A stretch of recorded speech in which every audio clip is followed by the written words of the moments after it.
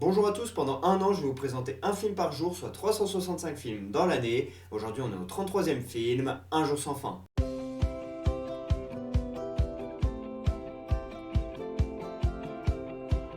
Un jour sans fin est un film sorti en 1993 réalisé par Harold Ramis. Dedans on voit Bill Murray qui interprète Phil, un présentateur météo misanthrope.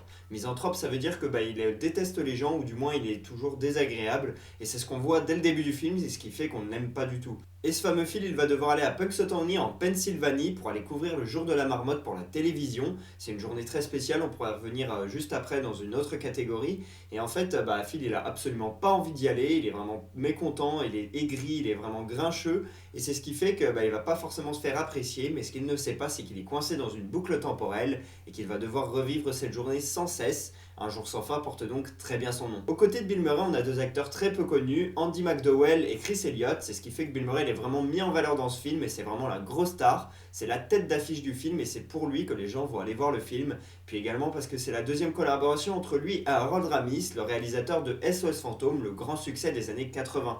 Mais cette fois-ci, Harold Ramis et Bill Murray ne vont pas trop s'entendre sur le tournage. On peut dire que l'ambiance elle est glaciale, un petit peu comme la neige que l'on voit durant tout le film. C'est tout simplement parce que Bill Murray veut se concentrer sur le côté psychologique de son personnage, sur la profondeur qu'il peut offrir, alors que le réalisateur Harold Ramis lui veut vraiment aller sur de la comédie, sur quelque chose de très marrant. Et bien évidemment, c'est le réalisateur qui a le dernier mot et c'est plutôt dans son sens que ça va aller. Bill Murray il aura été plutôt mécontent sur le tournage. Malgré ça, le film était très attendu puisque Ghostbusters 1 et 2 avaient très bien marché et le film il a rapporté plus de 100 millions de dollars au box-office alors que le budget en était que de 15, donc c'est un immense succès. Et à noter également que la musique elle est faite par George Fenton, celui qui a travaillé sur Gandhi, et vous avez un message.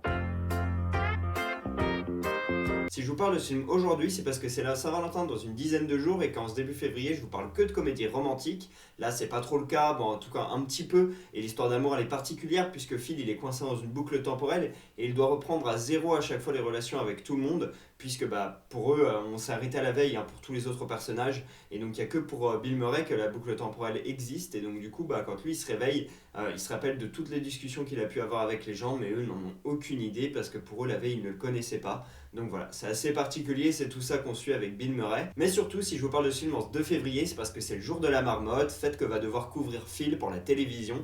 Donc voilà, en ce 2 février, c'est le jour de la chandeleur, mais également le jour de la marmotte, une fête qu'on connaît pas du tout en France, et même en Amérique du Nord, elle est pas tant réalisée que ça. Et cette ville maintient la tradition grâce au film qui a vraiment mis un gros coup de projecteur sur cette fête. Et du coup, ça consiste au fait de regarder la marmotte sortir de son terrier. Si elle sort normalement, eh bien l'hiver va se terminer, mais si en sortant elle se fait peur avec son ombre et qu'elle re-rentre dans son terrier, ça veut dire que l'hiver va durer 6 semaines de plus. Et il faut savoir qu'à la base, cette légende elle vient de France, notamment dans les Pyrénées et le Limousin, où on regardait les animaux sortir de leur terrier pour savoir si l'hiver allait durer encore un peu plus ou non. Mais voilà, très peu de personnes connaissent le jour de la marmotte et encore moins la fête, mais voilà, aux États-Unis ça marche un petit peu du côté de Punxsutawney en Pennsylvanie. Un jour sans fin est un film que j'ai vu autour de mes 18-19 ans, c'était pendant le premier confinement lié au Covid. À ce moment-là, vu qu'on savait pas trop quoi faire et que fallait trouver des occupations, tous les soirs on se mettait un film avec mes deux petits frères et puis soit ma mère soit mon père, ça dépendait chez qui on était. Et donc du coup on a regardé plein de films pendant cette période, plus ceux qu'on pouvait regarder dans la journée ou quoi quand on s'ennuyait.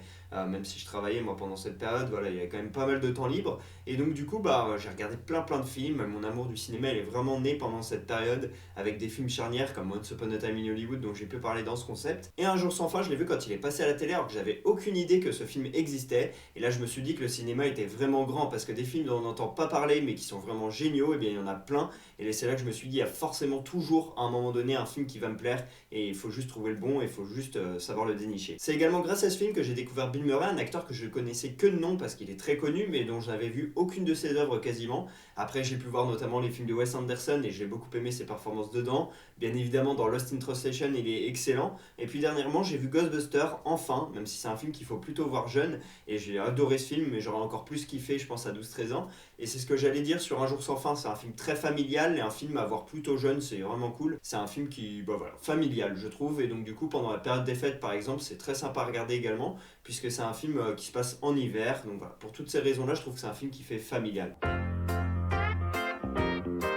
Je mets un 18 sur 20 à ce film, déjà parce que je trouve que le concept il est génial. L'idée de devoir répéter tout le temps la même journée, bah, ça te pose des questions et tu te projettes. Tu te dis, mais moi, si je devais vivre tout le temps la même journée, qu'est-ce que je ferais? Et bien, on voit par exemple Phil, il apprend à jouer du piano, il apprend à faire plein de choses. Et bien, nous, on se dit, bah, qu'est-ce que je ferais? Comment je passerais mon temps? Et c'est ça qui est bien dans ce film, c'est qu'on se projette. Et un film dans lequel tu te projettes, en général, c'est un film qui est bon.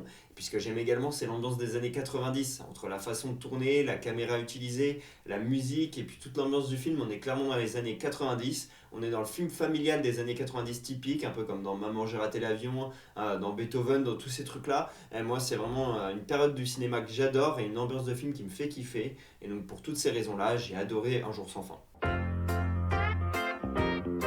Première anecdote, Danny Robin, le scénariste du film, il a eu cette idée d'un personnage qui rejoue la même journée tout le temps et il s'est posé la question mais quelle journée est-ce que je pourrais bien faire répéter à mon personnage? Et il s'est dit vaut mieux que ce soit une journée pas très emballante. Et c'est là que le jour de la marmotte est intervenu, une fête qui est connue dans toutes les États-Unis mais que personne ne célèbre. Il s'est dit que c'était pas la journée la plus emballante à revivre éternellement. Deuxième anecdote, le nom originel du film c'est Groundhog Day et ce terme il est désormais dans le dictionnaire anglais, ça définit une situation répétitive, monotone et désagréable. Troisième anecdote, selon une étude qui estime le temps passé sur chaque activité par fil, il serait resté coincé pendant 30 ans dans cette boucle temporelle. C'est ce qu'a confirmé le réalisateur en estimant qu'il était resté entre 30 et 40 ans dans cette boucle. Ça fait un peu long quand même.